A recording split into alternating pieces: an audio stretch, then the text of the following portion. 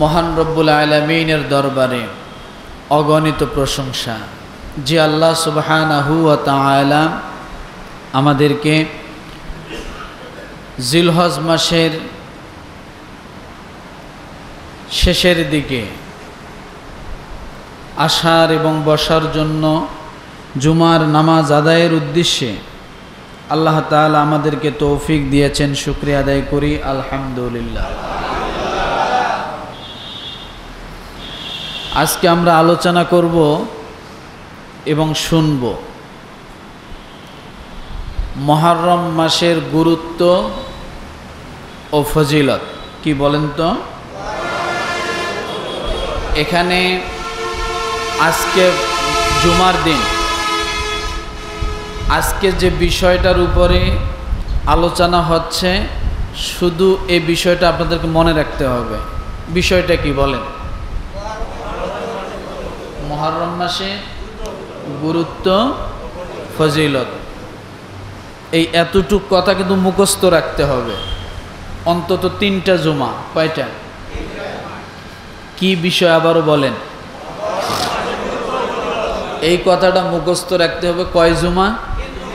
কমসে কম 3টা জুমা। মনে থাকবে?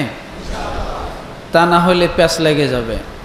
তাহলে আমি আজকে যে আলোচনা করতেছি মাসের না দিনের? কথা বলেন। আলোচনা হচ্ছে মাসের, পুরা মাসের। মুহররম যে মাসটা আছে 1 তারিখ থেকে 29 অথবা 1 তারিখ থেকে 30 দিন, পুরা মাসটার আলোচনা হবে, দিনের আলোচনা হবে না। মনে থাকবে? তাহলে আমরা ভাগ করতে পারছি কি? আজকে আলোচনা কিসের হবে? পুরা মাসের। আল্লাহ পাক রব্বুল আলামিন বলেন সূরা কসাস আয়াত নাম্বার 68। কত? ওয়ারাব্বুকা ইয়াখলুকু মা ইয়াশাউ ওয়া ইয়াখতার মা কানা লাহুমুল খিয়ারা সুবহানাল্লাহি ওয়া তাআলা আম্মা ইউশরিকুন। কোন সূরা? সূরাতুল কসাস, আয়াত নম্বর কত? 68। আয়াতটা ছোট, কিন্তু এর কথা, এর সারমর্ম অনেক বিশাল। মাত্র 1.5 লাইনের একটা আয়াত। কয় লাইনের আয়াত? 1.5 লাইনের একটা আয়াত। আল্লাহ পাক রব্বুল আলামিন সূরাতুল কসাসের 68 নম্বর আয়াতে বলেন রাব্বুকা ইয়াখলুকু মা ইয়াশাউ ওয়া ইয়াখতার। তোমার প্রতিপালক যা চান সৃষ্টি করেন। কে সৃষ্টি করেন? বোঝেন নাই? কে সৃষ্টি করেন? সকলে এদিকে ঘোরেন, এদিক ঘোরেন। আল্লাহ বলেন তোমার প্রতিপালক যা চান সৃষ্টি করেন। ওনার যা ইচ্ছা তাই সৃষ্টি করেন, যা খুশি, যা মনে চায় তাই সৃষ্টি করেন। মনে চেয়েছে আদম আলাইহিস সালামকে সৃষ্টি করবেন, জমিনের মধ্যে মানুষ সৃষ্টি করবেন। ফেরেশতা বাধা দেওয়ার পরও আল্লাহ বিরত ছিল? বিরত ছিল? নানান যুক্তি দেখাইছিল ফেরেশতারা, তারপরও কি আল্লাহ বিরত ছিল? না। কেন? আল্লাহ চাইছেন মানুষ সৃষ্টি করবেন, আর কারো কোনো কথা, কারো কোনো যুক্তি, কারো কোনো পরামর্শ কোনো দরকার নেই। আল্লাহ চাইছেন এটাই। রব্বুল আলামিন খামাখা কোনো কিছু সৃষ্টি করেন না। আল্লাহ বলেন আফা হাসিবতুম আন্নামা খলাকনাকুম আবাসাও ওয়া আন্নাকুম ইলাইনা লা তুরজাউন। সূরা মুমিনুন। আফা হাসিবতুম আন্নামা খলাকনাকুম আবাসাও ওয়া আন্নাকুম ইলাইনা লা তুরজাউন। তোমরা কি ভাবছো, আল্লাহ বলা, তোমরা কি ভাবছো আমি খামাখা সৃষ্টি করেছি? যেগুলা তোমার কাছে কিছুই মনে হয় না, সেগুলা আমি আল্লাহর কাছে কত গুরুত্বপূর্ণ তোমরা জানো না বান্দা। আজকে আমার এই কথাটা মনে পড়ে গেল। কিছুদিন আগে কোরবানি দিলেন, গরু জবাই করেছেন, কেন জানি হঠাৎ করে একটা পড়তে যা মনে আসলো, ওই জায়গার মধ্যে আমার মেধাটা চলে গেল। কোরবানি দিয়েছেন, গরু জবাই করেছেন, আর হাড্ডি গোশত কলিজা সব কিছু আলাদা করলেন। এরপরে একটা বিশাল বড় একটা বেলুনের মতো, ওটার নাম কি? কথা বলেন। ভুঁড়ি। ওই যে ভুঁড়িটা যে আছে, ভুঁড়িটাও খাইলেন, তাই না? কিন্তু এই কথাটা বলার উদ্দেশ্য আমার না। ওই ভুঁড়ি যারা পরিষ্কার করেছে, ওই ভুঁড়ির ভিতরে যে গোবর ছিল, ওই গোবরের নিচে যে কিছু কালো কালো পোকা ছিল, ওই পোকাগুলোকে আল্লাহ খামাখা সৃষ্টি করে না। আমার হঠাৎ করে কেন জানি আয়াতটার দিক খেয়াল যখন আসলো, আমি তখন চিন্তা করলাম, ভুঁড়ির ভিতরে পোকা কেন দিলেন আল্লাহ? আপনার ওই গোবরগুলো, ওই খাদ্যগুলো যদি পোকা দিয়ে আল্লাহ একবারে ফিনিশিং না করতেন, তাহলে সহজে জিনিসগুলোকে হজম হতো না। আপনার ভিতরেও সেই পোকা, গরুর ভুঁড়ির ভিতরে পোকা। এই যে গোবরগুলো, তারা সারা ডিউটি, তাদের কাজে এইটা, তারা খাবে, একদিকে খাবে, একদিকে বাইর করে দিবে, একবারে ফিনিশিং করে দিবে।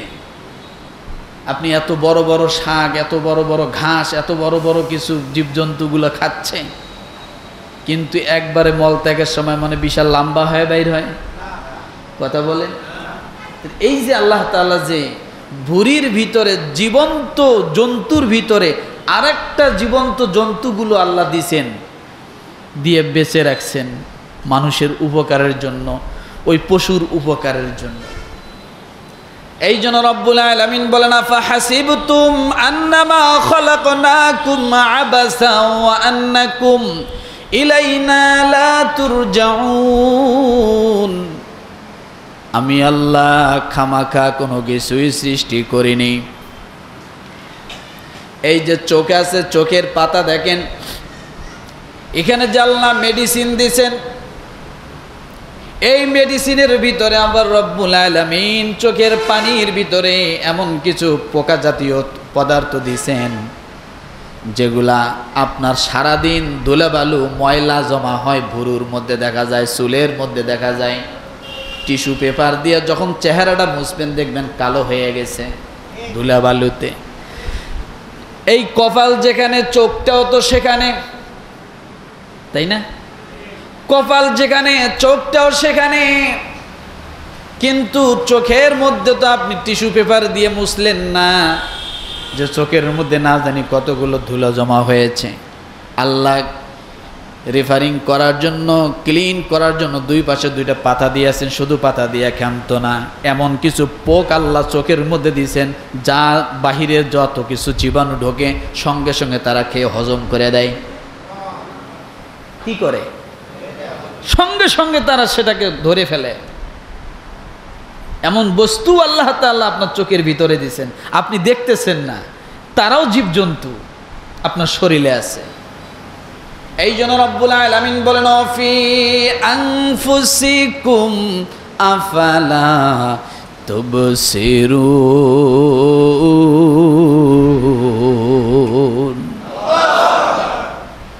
আপনি এখন আম কিনছেন, দেখেন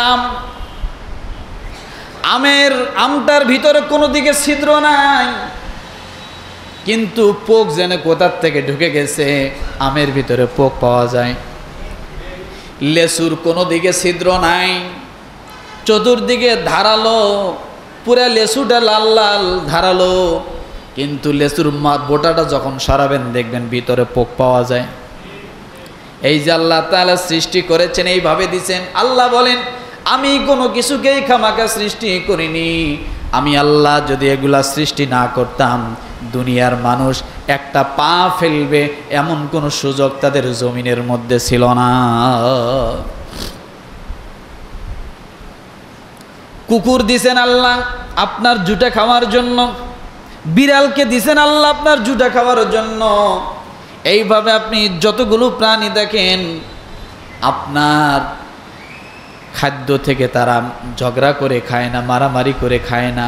আপনি যা ফালাবেন তা তাদের জন্য আল্লাহ খাদ্য বানিয়েছে। এগুলো যদি ব্যবস্থা না করতেন তাহলে দুনিয়ার মানুষ চলতে পারত না।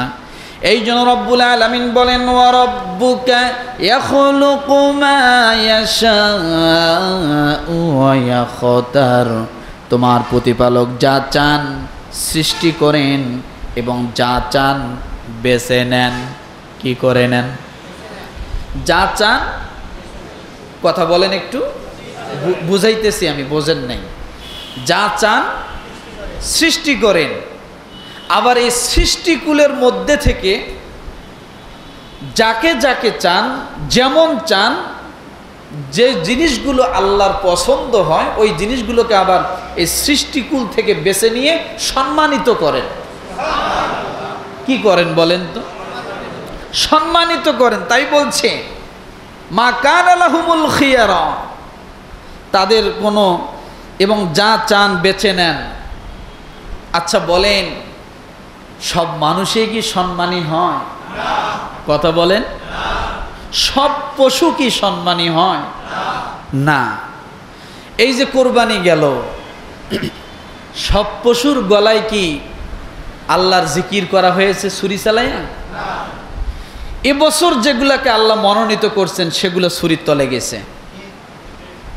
আবার আগামী বছরের জন্য কিছু পশু তৈরি হচ্ছে এই কুরবানির জন্য। তাহলে কুরবানির পশু আর প্রতিদিন কসাই ভাইয়েরা যে যেটা জবাই করে এ পশু এক নয়। জায়নামাজ আর একটা তোয়াইলা, এটাও সুতা দিয়ে বানানো, ওটাও সুতা দিয়ে বানানো। জায়নামাজের মর্যাদা আর একটা তোয়াইলার মর্যাদা কি এক হবে? কথা বলেন না। একটা কাপড়, সাদা কাপড় যখন কাপড়ের জন্য তৈরি হয় এটার মর্যাদা, আর একটা এমনি পুরা বান্ডিল যদি কাপড়ের একটা বান্ডিল রাখা হয় এটার মর্যাদা কি এক হবে? এই যে অসংখ্য কাপড় থেকে আল্লাহ কাপড়ের জন্য বেছে নিছেন, বোঝার জন্য বলছি। অসংখ্য গরুর থেকে আল্লাহ কোরবানির জন্য কিছু গরুকে আল্লাহ বেছে নিছেন।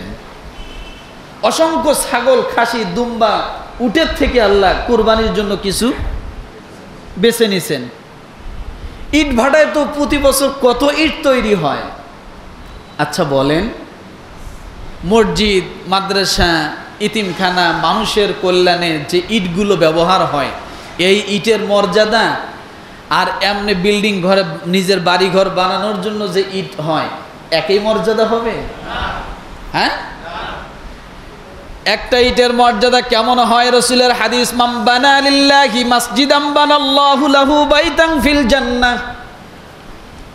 কোন মানুষ যদি মসজিদ নির্মাণের জন্য, আল্লাহর সেজদা দেওয়ার জন্য, সেই জায়গা নির্মাণের জন্য একটা ইট যদি কেউ বানায়া দেয়, একটা ইট যদি কেউ কিনে দেয়, একটা ইট যদি কেউ মসজিদে সহযোগিতা করে, আল্লাহ তাআলা ওই একটা ইটের বদলা জান্নাতের মধ্যে বান্দার জন্য বিশাল একটা বালাখানা আল্লাহ নির্মাণ করে দেয়।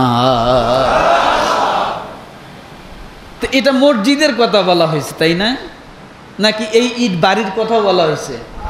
যে একটা ইট যে বাড়িতে লাগাবে জান্নাতে তার একটা বাড়ি হবে, এরকম? তাহলে বোঝা গেল ইট সব মর্যাদাবান হয় না। আল্লাহ সেখান থেকে যেগুলো মসজিদের জন্য বেছে নেয়, সব জমিন মর্যাদাবান হয় না।